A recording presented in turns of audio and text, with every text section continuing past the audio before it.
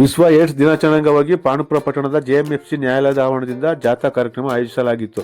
Court ಆವರಣದಲ್ಲಿ ಹಸಿರು ನಿಶಾನೆ ತೋರುವ ಮೂಲಕ ಪ್ರಧಾನ ಹಿರಿಯ ಸಿವಿಲ್ ನ್ಯಾಯಾಧೀಶರಾದ ಆರ್ ಮಹೇಶ್ ಅವರು ಜಾಥಾ ಕಾರ್ಯಕ್ರಮಕ್ಕೆ ಚಾಲನೆ ನೀಡಿದರು. ಜಾಥಾವು ಕೋರ್ಟ್ ಆವರಣದಿಂದ ಪ್ರಾರಂಭವಾಗಿ ಹಳೆ ಎಸಿ ಕಚೇರಿ ರಸ್ತೆ ಮೂಲಕ ಪಟ್ಟಣದ ಡಾಕ್ಟರ್ ರಾಜ್ಕುಮಾರ್ ವೃತ್ತದ ಮಾರ್ಗವಾಗಿ ಸಾಗಿತು. ನಂತರ ತಾಲೂಕು ಆಡಳಿತ ಸೌಧ ಕಚೇರಿ ಮಾರ್ಗವಾಗಿ ಸಂಚರಿಸಿ ಬಡ್ಸ್ ಫೌಂಡೇಶನ್ ಶಾಲೆ ಬಳಿ ಸಮಾಪ್ತಿಗೊಂಡಿತು. ಜಾಥಾದಲ್ಲಿ ಸರ್ಕಾರಿ ಪ್ರಥಮ ದರ್ಜೆ ಕಾಲೇಜು, ನಿರ್ಮಲ ಆಂಗ್ಲ ಪ್ರೌಢಶಾಲೆ ವಿದ್ಯಾರ್ಥಿಗಳು ಹಾಗೂ ಆಶಾ ಕಾರ್ಯಕರ್ತರು ಭಾಗವಹಿಸಿ ಏಡ್ಸ್ ಕುರಿತು ಜಾಗೃತಿ ಮೂಡಿಸುವ ಭಿತ್ತಿಪತ್ರಗಳನ್ನು ಪ್ರದರ್ಶಿಸಿ ಅರಿವು ಮೂಡಿಸಿದರು.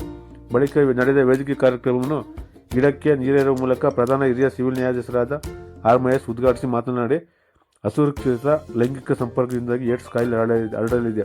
ಹೀಗಾಗಿ ಸುರಕ್ಷಿತ ಲೈಂಗಿಕ ಸಂಪರ್ಕ ಮಾಡುವ ಮೂಲಕ ಮಾರಣಾಂತಿಕ ಕಾಯಿಲೆ ಏಡ್ಸ್ ರೋಗವನ್ನು ನಿಯಂತ್ರಿಸಬೇಕಾಗಿದೆ ಎಂದರು. ಅಸುರಕ್ಷಿತ ಲೈಂಗಿಕ ಕ್ರಿಯೆ HIV ಸೋಂಕಿರುವ ವ್ಯಕ್ತಿಯ ರಕ್ತ ಪಡೆಯುವುದು, ಆ ವ್ಯಕ್ತಿ ಉಪಯೋಗಿಸಿದ ಸೂಜಿ ಅಥವಾ ಉಪಕರಣವನ್ನು ಸಂಸ್ಕರಿಸದೆ ಹಾಗೂ ಸೋಂಕಿರುವ ತಾಯಿಯು ಮಗುವಿಗೆ ಜನ್ಮ ನೀಡುವುದರಿಂದಲೂ HIV ಸೋಂಕು ಹಾಗೂ ಏಡ್ಸ್ ಕಾಯಿಲೆ ಹರಡಲಿದೆ ಎಂದು ಅವರು ತಿಳಿಸಿದರು. ಏಡ್ಸ್ ರೋಗಿಯನ್ನು ಸಹಾನುಭೂತಿಯಿಂದ ಹಾಗೂ ಪ್ರೀತಿಯಿಂದ ಕಾಣಬೇಕು. ಅವರನ್ನು ಬಹಿಷ್ಕಾರ ಮಾಡಬಾರದು. ಪ್ರತಿಯೊಬ್ಬ ನಾಗರಿಕರಿಗೆ ನೀಡುವ ಗೌರವವನ್ನು ಏಡ್ಸ್ ರೋಗಿಗಳಿಗೂ ನೀಡಬೇಕಿದೆ.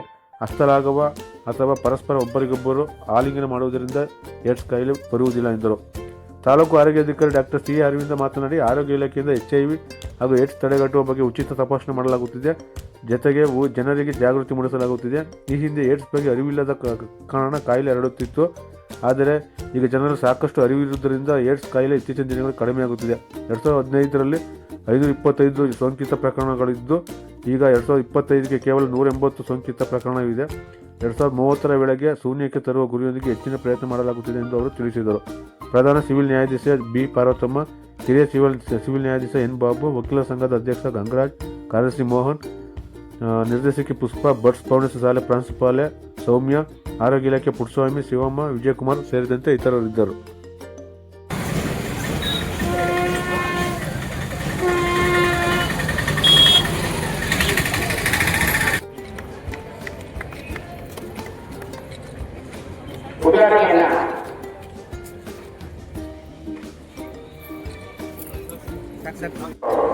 ಇದನ್ನು ನಾ ಮಾತಾಡಬೇಕು ಅಂತ ಇಷ್ಟಪಡ್ತೇನೆ.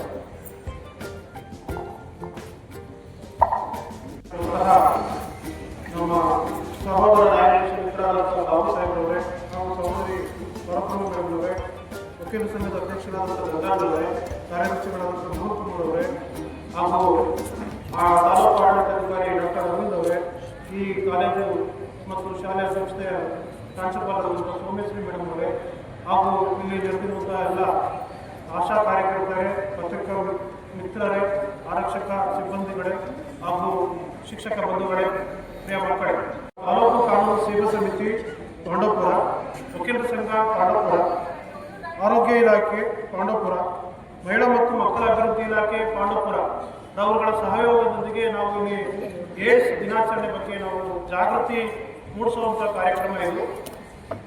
ನಮಗೆಲ್ಲ ಗೊತ್ತಿದೆ, HIV ಅನ್ನೋ ವೈರಾಣು ಬೇರೆ, ಏಡ್ಸ್ ಕಾಯಿಲೆ ಬೇರೆ. HIV ಅನ್ನೋದು ಒಂದು ವೈರಾಣು. ಈ ಏಡ್ಸ್ ಅನ್ನೋ ಕಾಯಿಲೆ ಒಂದು ಸಾಂಕ್ರಾಮಿಕ ಕಾಯಿಲೆ.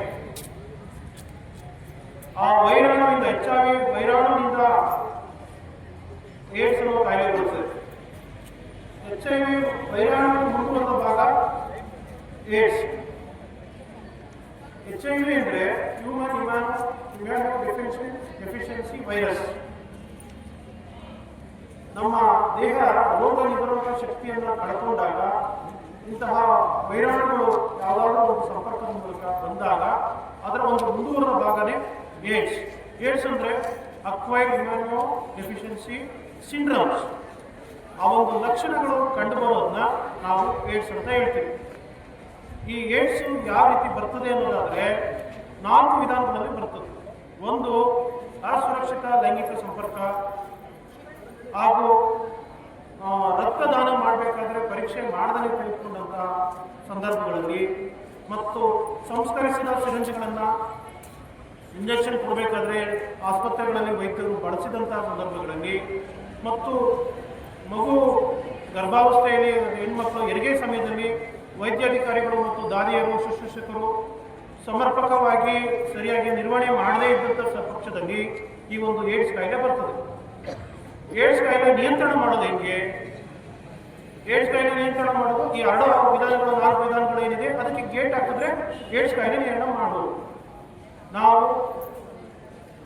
ಸಮರ್ಪಕವಾದಂಥ ಸಂಸ್ಕರಿಸಿದ ಸಿರಿಂಜ್ಗಳನ್ನು ಈಗೆಲ್ಲ ಬಳಕೆ ಮಾಡ್ತಾ ಇದ್ದಾರೆ, ಡಿಸ್ಪೋಸಲ್ ಮಾಡ್ತಾ ಇದ್ದಾರೆ. ಪ್ರತಿಯೊಬ್ಬರಿಗೂ ಯೂಸ್ ಆ್ಯಂಡ್ ಥ್ರೋ ಡಿಸ್ಪೋಸಲ್ ಮಾಡ್ತಾ ಇದ್ದಾರೆ ಸಿರಿಂಜ್ಗಳನ್ನು. ಅಂಥದ್ದು ಕಡಿಮೆ ಆಗಿದೆ ಅಂತ ಬರುತ್ತೀವಿ ಆಸ್ಪತ್ರೆಗಳಲ್ಲಿ. ಅದನ್ನು ಒಬ್ಬರಿಂದ ಒಬ್ಬರಿಗೆ ಕೊಡಬಾರ್ದು, ಅದನ್ನು ಒಂದು ನಿಯಂತ್ರಣ ಕ್ರಮ. ಮತ್ತು ರಕ್ತದಾನ ಆಗಬೇಕಾದ್ರೆ ಅದನ್ನು ಪರೀಕ್ಷೆ ಮಾಡಿ ಅವ್ರಿಗೇನಾದರೂ ಅಂಥ ಸೋಂಕು ಏನಾದರೂ ಇದೆಯಾ ಅನ್ನೋದನ್ನು ಪರೀಕ್ಷೆ ಮಾಡಿ ತಗೊಳ್ಳೋದ್ರಿಂದ ನಿಯಂತ್ರಣ ಮಾಡಬಹುದು. ಮತ್ತು ಸುರಕ್ಷಿತ ಲೈಂಗಿಕ ಸಂಪರ್ಕ ಅದನ್ನು ನಾವು ಮಾಡ್ಕೊಂಡು ಹೋದರೆ ಅಂಥ ಒಂದು ವೈರಾಣುವಿನಿಂದ ನಾವು ಮುಕ್ತರಾಗಬಹುದು. ಮತ್ತು ಹೆರಿಗೆ ಸಂದರ್ಭದಲ್ಲಿ ದಾದಿಯರು ಶಿಕ್ಷಕರು ಎಲ್ಲರೂ ಕೂಡ ಸಮರ್ಪಕವಾದಂಥ ನಿಯಂತ್ರಣ ಕ್ರಮಗಳನ್ನು ಪಾಲನೆ ಮಾಡಿ ಇಂತಹ ಒಂದು ಕಾಯಿಲೆ, ಮಾರಣಾಂತಿಕ ಕಾಯಿಲೆ ಹರಡೋದನ್ನು ನಿಯಂತ್ರಣ ಮಾಡಬಹುದು.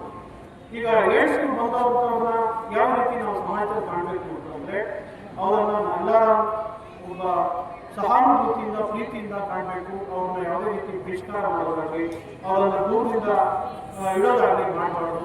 ಅವ್ರಿಗೆ ನಾವು ಪ್ರತಿಯೊಬ್ಬ ನಾಗರಿಕರಿಗೆ ನಾವು ಏನು ಕೊಡಬೇಕು ಅದನ್ನು ನಾವು ಕೊಟ್ಕೊಂಡು ಅವ್ರ ಜೊತೆ ನಿರ್ವಹಣೆ ಮಾಡಬೇಕು. ಯಾವುದೇ ಒಂದು ಜನರ ಕಲ್ಪನೆ ಇದೆ, ಈ ಒಂದು ಏಡ್ಸ್ ಅನ್ನೋ ಕಾಯಿಲೆ ಒಬ್ಬರನ್ನ ನಾವು ಹಸ್ತಲಾಘವ ಮಾಡಬೇಕಾದ್ರೆ ಅಥವಾ ಆಲಿಂಗನ ಮಾಡಿದಾಗ ಅಥವಾ ಚುಂಬನ ಮಾಡಿದಾಗ ಅಥವಾ ಅವ್ರ ಜೊತೆ ನಾವು ವಾಸ ಇದ್ದಾಗ ಅವ್ರ ಜೊತೆ ಊಟ ಮಾಡಿದಾಗ ಅವ್ರ ಜೊತೆ ಶೌಚಾಲಯ ಬಳಸೋದನ್ನ ಮಾಡಿದಾಗ ಬರ್ತದೆ ಅಂತೇಳಿ ಒಂದು ತಪ್ಪು ಕಲ್ಪನೆ ಇದೆ. ಅದು ಆ ಥರ ಯಾವುದೇ ರೀತಿಯಿಂದಲೂ ವೈರಸ್ಸು ಬರೋದಿಲ್ಲ. ಈ ಒಂದು 4 ವಿಧಾನಗಳು ಬಿಟ್ಟರೆ ಬೇರೆ ಯಾವುದೇ ರೀತಿಯಿಂದ ನಾವು ಆ ವೈರಾಣು ನಮ್ಮ ದೇಹಕ್ಕೆ ಬರೋದಿಲ್ಲ. ಆ ವೈರಾಣು ಏನಿದ್ರು ದೇಹದ ಒಳಗಡೆ ಹೋದಾಗ ಮಾತ್ರ ಅದು ಪ್ರಭಾವ ಆಗ್ತದೆ ಹೊರತು ಮೇಲ್ನೋಟ ದೇಹದ ಮೇಲೆ ಅದು ಯಾವುದೇ ರೀತಿ ಪ್ರಭಾವ ಇರೋದಿಲ್ಲ.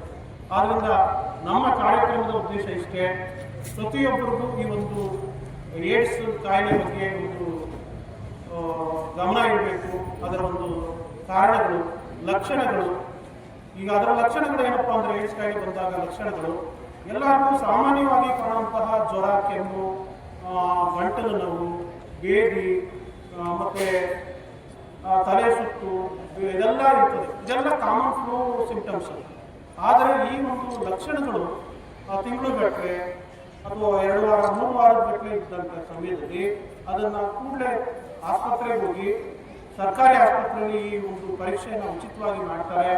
ಅದನ್ನು ಮಾಡಿಸ್ಕೊಂಡಾಗ ಆ ಒಂದು ಏನಾದರೂ ಸಿಂಪ್ಟಮ್ಸ್ ಇದೆ ಅನ್ನೋದು ಪಾಸಿಟಿವ್ ಅಂತ ಏನಾದರೂ ಕಂಡು ಬಂದಲ್ಲಿ ವೈದ್ಯಾಧಿಕಾರಿಗಳು ಅದನ್ನು ಸೂಕ್ತವಾಗಿ ಅವರ 18 ವರ್ಷ ಒಳಗಿನ ಮಕ್ಕಳುಗಳಿಗೆ ಏನಾದರೂ ಅದು ಪಾಸಿಟಿವ್ ಕಂಡು ಬಂದಲ್ಲಿ ಅವರ ಹಿರಿಯರಿಗೆ ಅದನ್ನು ತಿಳಿಸ್ಬೇಕು ಅಥವಾ ಅವರು ನೋಡ್ಕೊಳ್ಳೋಂಥವ್ರಿಗೆ ತಿಳಿಸ್ಬೇಕು. 18 ವರ್ಷದ ನಂತರದವ್ರಿಗೆ ಏನಾದರೂ ಆ ಥರ ಸಿಂಪ್ಟಮ್ಸ್ ಬಂದರೆ ಅವ್ರಿಗೆ ಅದನ್ನು ಆಪ್ತ ಸಮಾಲೋಚನೆ ಮೂಲಕ ತಿಳಿಸ್ಬೇಕು. 18 ವರ್ಷದ ನಂತರ ಅವರಿಗೆ ಪಾಸಿಟಿವ್ ಬಂದಂಥ ಸಂದರ್ಭದಲ್ಲಿ ಅವರ ಒಪ್ಪಿಗೆಯಿಂದಲೇ ಬೇರೆಯವರಿಗೆ ಅದನ್ನು ತಿಳಿಸೋ ಅವಶ್ಯವಿಲ್ಲ. ಹಾಗಾಗಿ ಈ ಒಂದು ಎಲ್ಲ ಕ್ರಮಗಳನ್ನು ನಾವು ಇವತ್ತು ಜನಸಾಮಾನ್ಯರಿಗೆ ತಿಳಿ ಹೇಳೋದಕ್ಕೆ ಈ ಒಂದು ಕಾರ್ಯಕ್ರಮದ ಉದ್ದೇಶ. ನೀವು ಇಲ್ಲಿ ಎಲ್ಲರೂ ನಡೆದಿರೋದೆಲ್ಲರೂ ಒಂದು ಜ್ಞಾನ ಪಡ್ಕೊಂಡು ಈ ಒಂದು ಜ್ಞಾನವನ್ನು ಎಲ್ಲರೂ ನೀವು ಈಚ್ ಮಂತ್ ಈಚ್ ಎವರಿ ಅಂತ ಹೇಳಿ ನಾವು ಭಾಷೆ ಎಲ್ಲರೂ ತಿಳಿಸ್ಕೊಡ್ಬೇಕು ಅಂತ ಹೇಳಿ ನಾವು ನಿಮ್ಮಲ್ಲಿ ಕೋರ್ಕೊಳ್ತೀವಿ.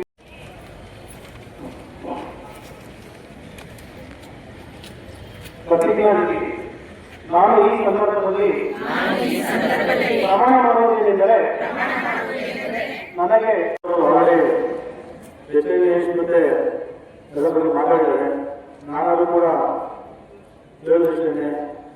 ಏನು ಇವತ್ತು ನಮ್ಮ ಆರೋಗ್ಯ ಇಲಾಖೆಯಲ್ಲಿ ಬರುವಂತಹ ಕಾರ್ಯಕ್ರಮದಲ್ಲಿ ಇದೊಂದು ಪ್ರಮುಖವಾದ ಕಾರ್ಯಕ್ರಮ. ನಾವು ಪ್ರತಿನಿತ್ಯ ನಮ್ಮಲ್ಲಿ HIV ಮತ್ತೆ ಇದನ್ನು ತಡೆಗಟ್ಟುವಲ್ಲಿ ನಮ್ಮ ಮಹತ್ವದ ಕಾರ್ಯ ಇದೆ. ಅದಕ್ಕೆ ಒಂದು ವಿಂಗ್ ಇದೆ.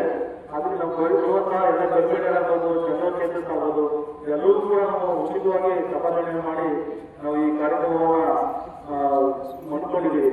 ಈಗ ಆಲ್ರೆಡಿ ಹೆಚ್ಚು ಮೊದಲು ಇರುವಂತಹ ಒಂದು ಈ ಕಾಯಿಲೆಗಳು ಯಾವಾಗಲೂ ಕೂಡ ಹೇಳ್ತೀವಿ, ಇವತ್ತು ಕೂಡ ಕಮ್ಮಿ 100% ಕಮ್ಮಿ ಆಗಿದೆ. ಅವು ಮೊದಲು ಮರುವಿಂದಲೇ ಈ ಕಾಯಿಲೆಗಳು ಗೊತ್ತಾಗ್ತಾ ಇದ್ರು. ಈಗ ಸರ್ಕಾರ ಪತ್ರಿಕಾ ಎಲ್ಲ ನಮ್ಮ ಮಾಧ್ಯಮ ಮುಖಾಂತರ ಈ ಕಾಯಿಲೆ ಬಗ್ಗೆ ಹರಡಿ ಜನರು ಜಾಗೃತರಾಗಿದ್ದಾರೆ. ನಾವಾದ್ರೂ ಕೂಡ ಏನು ಎಲ್ಲಿ PUC ಮತ್ತೆ ಡಿಗ್ರಿ ಕಾಲೇಜುಗಳಿದ್ದಾವೆ ಅದೆಲ್ಲ ಕೂಡ ನಾವು ಪ್ರತಿಯೊಂದು ಮಕ್ಕಳು ಕೂಡ HIV ಬಗ್ಗೆ ನಾವು ಅವೇರ್ನೆಸ್ ಕೊಡ್ತಾ ಇದ್ದೀವಿ. ಆದ್ರಿಂದ ಈ ಒಂದು ಕಮ್ಮಿಯಾಗಿದೆ ಅಂತ ಹೇಳಿ ಕೂಡ ನಾನು ಬಯಸ್ತಾ ಇದ್ದೀನಿ. ಅದೇ ರೀತಿ ಒಂದು ಪ್ರತಿ ವಿಜ್ಞಾನವನ್ನು ನೋಡ್ತಾ ಇದ್ದೀನಿ. ದಯವಿಟ್ಟು ಎಲ್ಲರೂ ಎದುರಿಸಿಕೊಂಡು ಈ ವಿಜ್ಞಾನ ಇದೊಂದು ಪ್ರತಿ ವಿಜ್ಞಾನ ತಿಳಿಸಬೇಕು ಅಂತ ಹೇಳಿ ಕೇಳ್ತಾ ಇದ್ದೀನಿ.